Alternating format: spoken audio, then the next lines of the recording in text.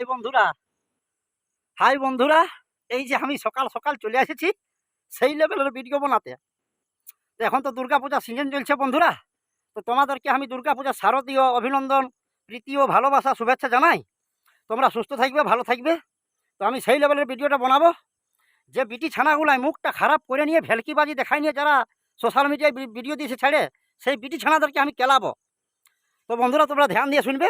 আর বাচ্চারাকে বলছি যে বাচ্চারা এই ভিডিওটা দেখবেন নাই। আর দাদাদেরকে বলছি তোমাদের যদি হেডফোন থাকে তো কানটায় ঢোকাই, আর নাইলে ঘর থেকে কিছু দূর বাইর হয়ে শুনবে।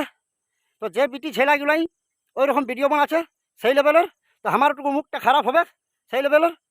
তো দাদারা একটি শাড়ি হয়ে যাক সকাল সকাল, তোমরা ধ্যান দিয়ে শুনবে।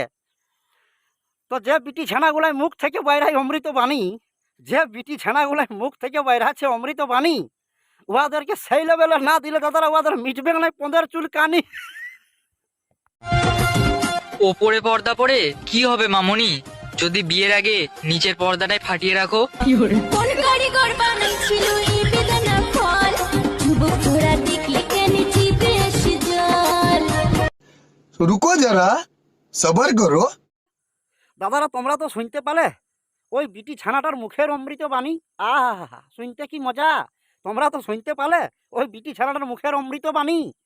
বলছে না কি উপরের পর্দাটা পরে কী লাভ হবে যদি বিয়ের আগে নিচের পর্দাটা ফাটাই রেখেছো। বলছে উপরের পর্দাটা পরে কী লাভ হবে যদি বিয়ের আগে নিচের পর্দাটা ফাটাই রেখেছো। তো হ্যাঁ মামুনি, তোরা কেলানি উলঙ্গ পঁদেই ঘুরে বুনলো। তোদেরকে দেখতে আরও আমাদের চোখ গিরা বাপের গিরা পরিষ্কার হয়ে যাবে, সব বন্ধু বান্ধবের চোখ গিলা পরিষ্কার হয়ে যাবে। তোরা উলঙ্গ পঁদেই ঘুরে বুল, তোদের তো ছাড় আছে কেলানি। তো দাদারা বেশি কথা না বললে ইয়াকে আমি সেই লেভেলের একটা শাড়ি দিয়ে নিচ্ছি। তো হ্যাঁ মামুনি, তুমি যদি বিয়ের আগেই সেই পর্দা রেখেছো ফাটাই, তুমি যদি বিয়ের আগে সেই পর্দা রেখেছো ফাটাই, তো তোমার যদি সেই লেভেলের না জুটে, তো তোমাকে কি সেই লেভেলের জায়গাটা পাবে আটায়।